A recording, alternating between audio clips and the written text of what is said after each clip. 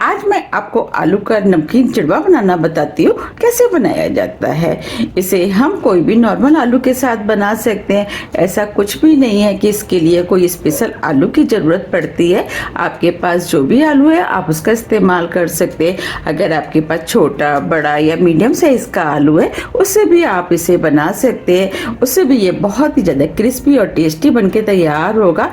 बस फ़र्क इतना होता है कि छोटे आलू के जब हम लच्छे बनाते हैं तो छोटे छोटे बनते हैं और बड़े आलू के बनाते हैं तो बड़े बनते हैं, लेकिन टेस्ट में कोई भी फर्क नहीं आता है।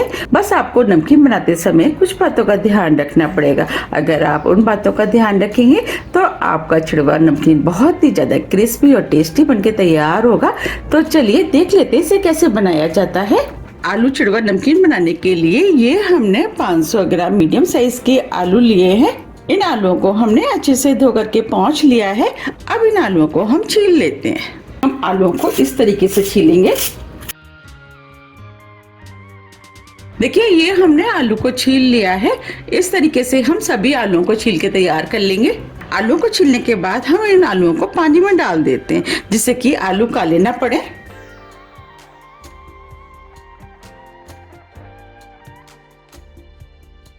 ये हमने सभी आलूओं को छील लिया है। हमने आलूओं को भी 2 से 3 बार साफ पानी से धो लिया है। अब हम आलू के लच्छे बना लेते हैं। उसके लिए ये हमने कद्दूकस लिया है। अब हम एक आलू ले लेते हैं और इस तरीके से हम लच्छे बनाएंगे।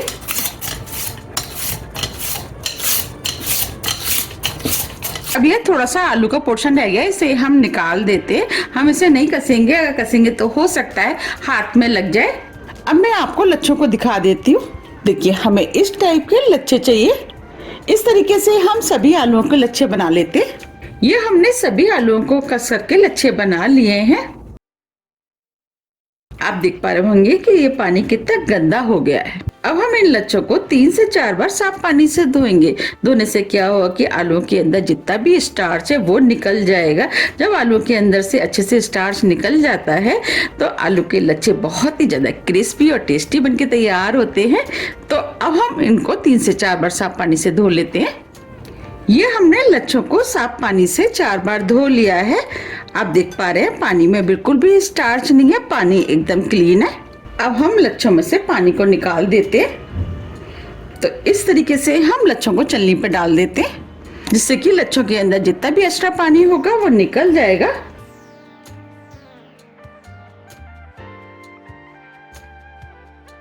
अब लच्छों में से पानी निकल गया है। ये हमने कॉटन का कपड़ा लिया है। जो हमने आलू के लच्छे बनाए थे वो हम इसके ऊपर डाल देते और लच्छों को हम इस तरीके से फैला देते हैं। अब इन लच्छों को आप चाहे तो 1 घंटे के लिए पंखे के नीचे भी छोड़ सकते हैं जिससे कि इसके अंदर जो एक्स्ट्रा पानी है वो निकल जाए। और आप चाहे तो इस तरीके से भी इनको पोंछ सकते हैं और आप चाहे तो इस तरीके से टिश्यू पेपर से भी इसका पानी पोंछ सकते हैं। आपको जो भी तरीका पसंद आता है आप उस तरीके से इन लच्छों के अंदर से पानी पोंछ लें। देखिए ये टिश्यू पेपर गीला हो गया है। मुझे थोड़ी सी जल्दी है तो आलू के लच्छों को मैं इस तरीके से जल्दी से पोंछ लेती हूँ। अब आलूओं के अंदर जितना भी एक्स्ट्रा पानी था वो पुछ गया है। अब मैं आपको पास से भी दिखा देती हूँ। देखिए अब इन लच्छों को हम इस बाउल में निकाल लेते हैं। ये हमने सभी लच्छों को इस बाउल में निकाल लिया है। चलिए अब हम इनको फ्राई कर लेते हैं। फ्राई करने के लिए कढ़ाई में हमने ऑयल गरम करने के लिए रख दिया था। हमें इन्हें फ्राई करने के लिए तेज गरम ऑयल चाहिए। तो ऑयल को हम चेक कर लेते हैं। उसके लिए एक लच्छा हम ऑयल में डाल देते। देखिए लच्छा तुरंत ऊपर आ गया, इसका मतलब ऑयल अच्छे से गरम हो गया है। अब हम कढ़ाई में थोड़े से लच्छे डाल देते।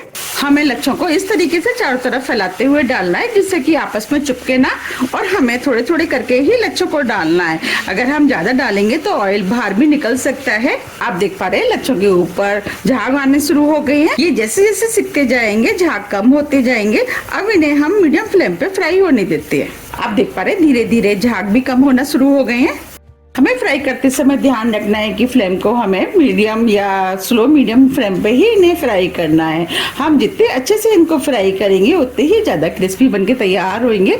अगर हम इन्हें तेज फ्लेम पे फ्राई करेंगे तो इनके ऊपर से तो कलर आ जाएगा, लेकिन ये अंदर से कच्चे रह जाएंगे, उसकी वजह से ये क्रिस्पी नहीं बनेंगे। इसीलिए आप फ्लेम पे ध्यान दें, फ्लेम को स्लो मीडियम या मीडियम फ्लेम पे ही इनको फ्राई करें। इनको बनाना जितना आसान है ये खाने में उतने ही ज़्यादा टेस्टी लगते हैं। बस फ्राई करते समय हमें ध्यान रखना है फ्लेम को स्लो मीडियम या मीडियम फ्लेम पे ही इन्हें फ्राई करना है।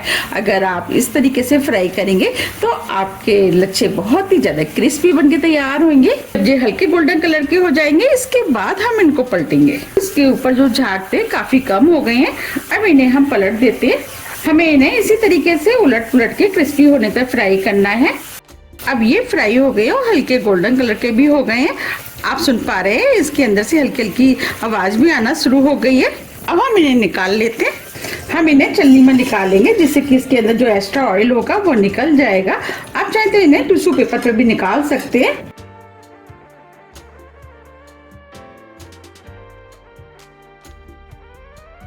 देखिए कितने बढ़िया फ्राई हुए। अब मैं आपको दिखा भी देती हूँ।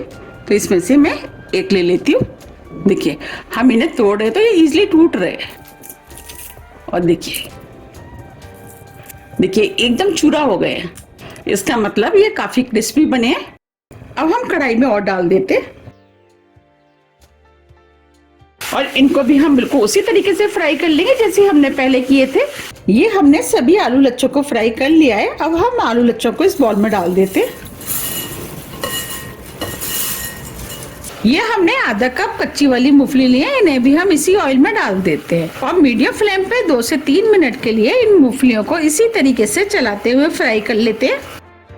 4 मिनट करीब हो गए हैं। अब ये मूंगफलियां भी फ्राई हो गई है, इन्हें भी हम निकाल लेते हैं।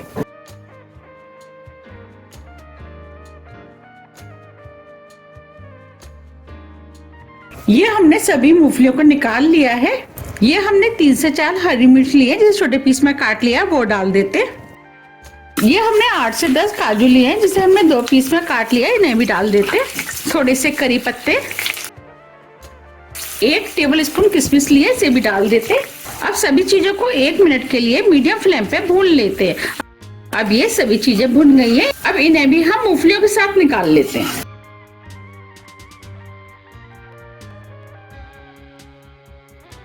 ये हमने सभी चीजों को फ्राई करके निकाल लिया है। ये जो हमने मूंगफली और ड्राई फ्रूट को भुना है इसे भी हम इसी के अंदर डाल देते हैं। हम व्रत के लिए चिड़वा बना रहे हैं तो ये हमने आधी टीस्पून काली मिर्च ली है जिसे हमने पीस लिया है, वो हम इसके अंदर डाल देते हैं। अब ये हमने आधी टीस्पून सेंधा नमक लिया है, वो डाल देते हैं। हम व्रत के लिए बना रहे हैं इसीलिए हम सेंधा नमक का इस्तेमाल कर रहे हैं।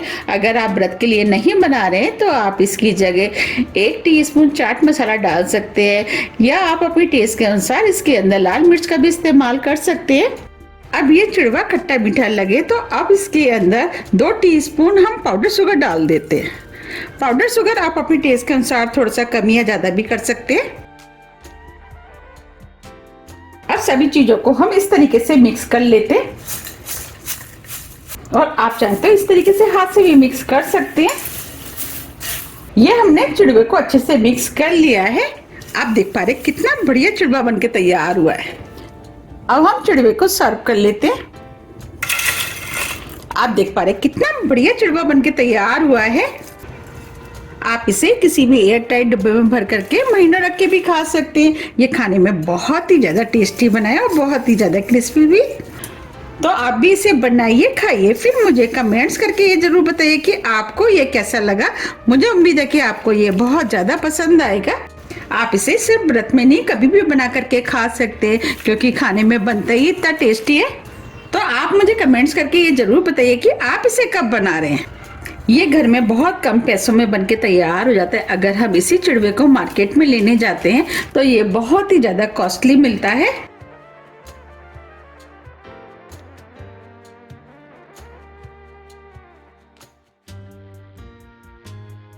अब हम इसके ऊपर थोड़ी सी ड्राई फ्रूट से गार्निशिंग कर देते हैं।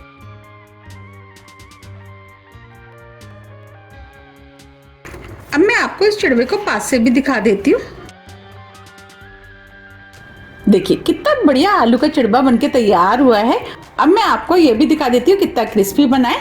देखिए देखिए ये एकदम चूरा हो गया है, इसका मतलब ये बहुत ही ज्यादा क्रिस्पी बनके तैयार हुआ है। अगर आपको मेरी आलू लच्छा चिड़वे की रेसिपी थोड़ी भी पसंद आती है तो रेसिपी को लाइक कीजिए, चैनल को सब्सक्राइब कीजिए और ज्यादा से ज्यादा शेयर कीजिए। अब हम फिर मिलते हैं इसी तरह की टेस्टी रेसिपी के साथ। जब तक के लिए नमस्कार।